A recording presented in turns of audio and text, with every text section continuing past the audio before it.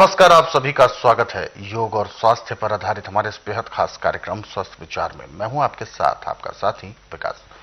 दर्शकों, स्वस्थ विचार कार्यक्रम में हम आपके लिए रोजाना कुछ नया लाने का प्रयास करते हैं। रोजाना अलग अलग रोगों के अलग अलग नुस्खे आपको बताते हैं और आप अपनी दिनचर्या में क्या कुछ ऐसा बदलाव करें जिससे कि आप अपने शरीर को हर प्रकार के रोगों से बचा सके। अपनी प्रतिरोधक क्षमता को मजबूत करने के क्या है नायाब तरीके, वो सारी चीजें आपको इस कार्यक्रम के माध्यम से जानने को मिलती हैं और इन सभी विषयों में हमारा मार्गदर्शन करते हैं जाने माने असाध्य रोग निवारक गायत्री सिद्ध पंडित श्री लक्ष्मण दास रतन भारद्वाज जी।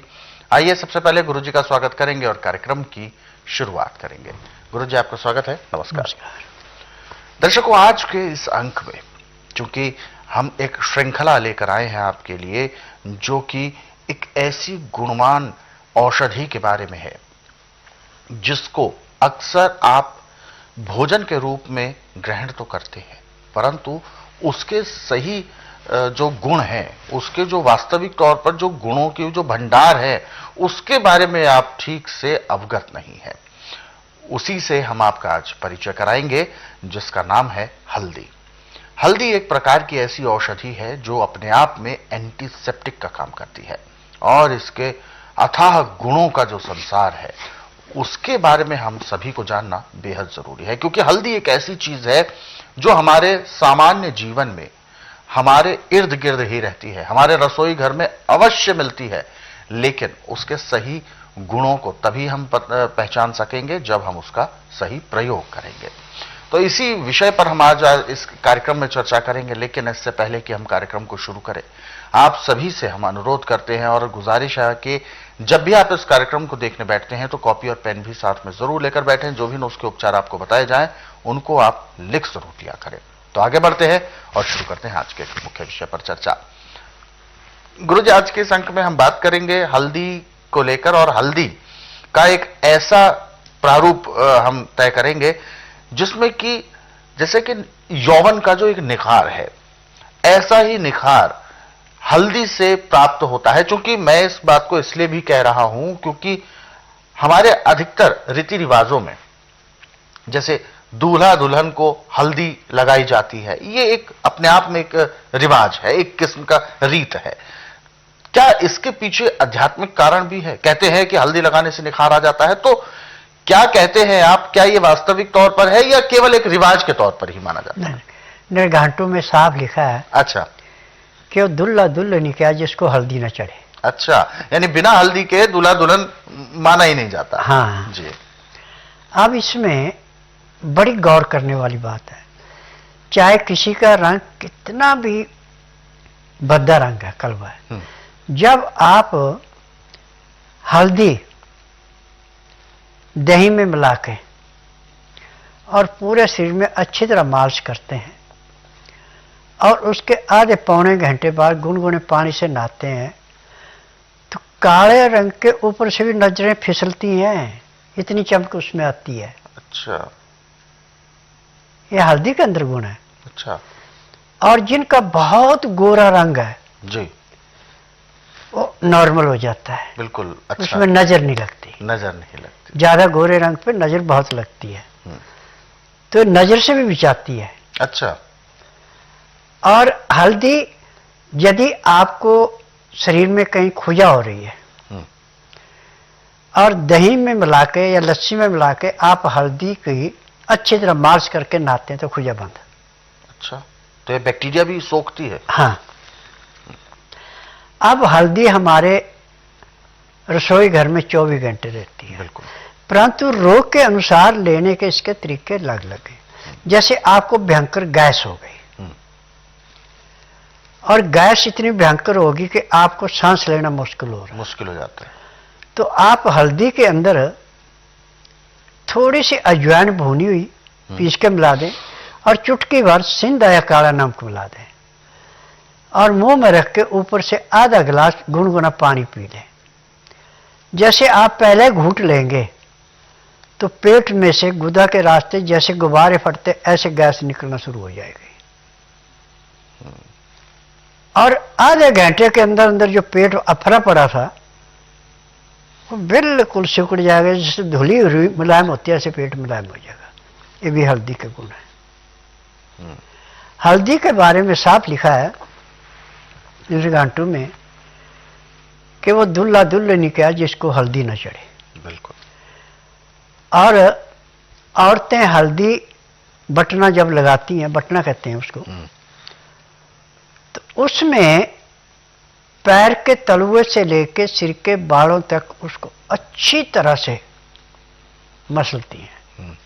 फिर ये नहीं कि जैसे नाई दुल्हे को नहलाता है वह करता है, वो तो नहलाने का काम करता है, परंतु जो हल्दी बटना जिसको बोलते हैं लगाना है, वो सब औरतें करती हैं काम, चाहे दुल्हा है चाहे दुल्हन है। पूरा लेप किया जाता है। पूरा लेप किया जाता है और उसको अच्छी तरह मसलते हैं। और जिनका रंग बड़ा भारी सांवला है तो हल्दी लगाने से वो सांवला नहीं रहता, वो भी चमकीला रंग होता है और गेहूं रंग बन जाता है, निखार आ जाता है। हाँ, और ऐसे भी आप हल्दी वाले साबुन से नहाएंगे तो आपको दिन दुगने रातें चौगुनी शरीर में परिवर्तन आता है। और आजकल जितने भी आपको चाहे नहाने के साबुन मिले चाहे शैम्पू मिले, इनमें सब में केमिकल है। ये आपको रोग तो दे सकते हैं, रोग से काट नहीं सकते, परंतु स्वास्थ्य विचार में जो साबुन मैंने बनाया ये जड़ी बूटियों से है।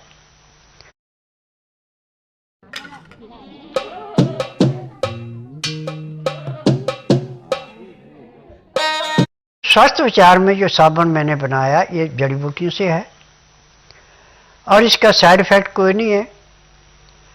और हर एक साबुन आपको आंखों में लगता है, ये साबुन लगता नहीं है, ये भी इसकी विशेषता है।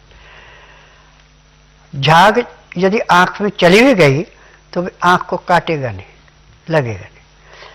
और नहाने के बाद दूसरे साबुन से यदि आपने ऊपर कोई क्रीम वगैरह ना लगाई, तेल ना लगाया, तो चमड़ी फटती है।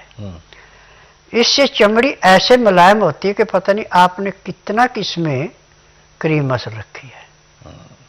ये भी साबुन की देन है। तो कई प्रकार के इसमें औषधियां आपने शामिल की होंगी। हाँ। जी।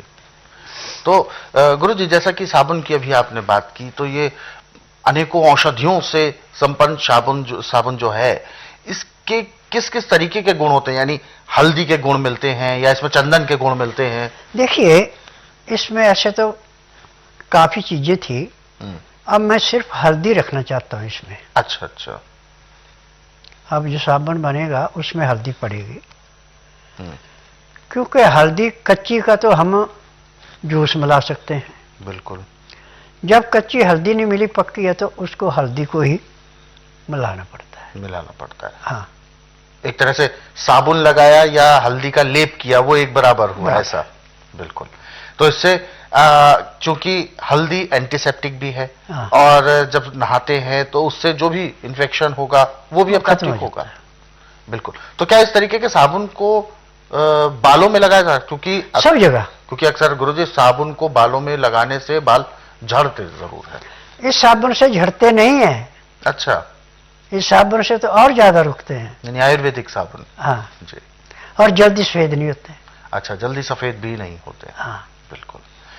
तो दर्शकों, ये तो रही बात एक औषधि उपचारों की, और औषधि युक्त बहुत सारी चीजें गुरुजी ने समय समय पर निर्माण की है। अपनी स्वयं की देख रेख में गुरुजी ये सब चीजें बनाते हैं और बनवाते भी हैं, लेकिन इनका लाभ हम तभी ले सकते हैं जब हमें रुचि होगी, और यही रुचि उत्पन्न करने का प्रयास हम इस कार्यक्रम के माध्यम से करते हैं। क्योंकि केमिकल्स को अब आप बिल्कुल ना कहें दें, और केमिकल्स से आप अपने आप को दूर रखना शुरू कर दें, क्योंकि केमिकल्स हमारे लिए एक तरह का अभिशाप है। जिस समय आप उसका प्रयोग कर रहे हैं उस समय तो बेशक उसका दुष्प्रभाव ना दिखे, परंतु आने वाले समय में दुष्परिणाम इसके बहुत भयंकर भी होते हैं। शैम्पू है केमिकल्स युक्त है, साबुन है केमिकल का है, इवन आप बॉडी लोशंस जो लगाते हैं, आजकल रेडीमेड केमिकल वाले बॉडी लोशंस आपको मिल रहे हैं, इसके बहुत सारे विकल्प उपलब्ध हैं। हमारे भारतीय संस्कृति में इस तरीके की जो प्रसाधन की जो वस्तुएं हैं बहुत सारी हैं, वो भी बिल्कुल देसी। जैसे कि लोशन की अगर आपने बात की, मिल्की लोशन जो होते हैं, मलाई लगाकर आप उसका विकल्प बिल्कुल तैयार कर सकते हैं। ऐसे बहुत सारी चीजें हैं। समय समय पर इस कार्यक्रम में हम चर्चा जरूर करेंगे, लेकिन आप सभी से हम अनुरोध करते हैं कि जब भी आप इस कार्यक्रम को देखने बैठते हैं तो कॉपी और पेन भी साथ में जरूर लेकर बैठे। हालांकि ऐसे नुस्खे और उपचारों को आप यदि पढ़ना चाहते हैं तो स्वस्थ विचार पुस्तकों के जरिए भी पढ़ सकते हैं। इन पुस्तकों को गुरुजी ने कई वर्षों के अध्ययन और अनुभव के बाद तैयार किया है। तो ये पुस्तकें आप अपने घर बैठे कुरियर या डाक के माध्यम से भी मंगवा सकते हैं। हेल्पलाइन नंबर आपके टीवी स्क्रीन पर है। सुबह 10 बजे से शाम 5 बजे के बीच में आप कॉल कर सकते हैं। और दर्शकों, यदि आप इस कार्यक्रम में अभी जुड़ना चाहते हैं तो आप बिल्कुल भी देर ना करें, हमें कॉल करें या आप हमें व्हाट्सएप के जरिए मैसेज कर सकते हैं। व्हाट्सएप मैसेज में आगे हम बढ़ते हैं और अगला मैसेज हम ले रहे हैं।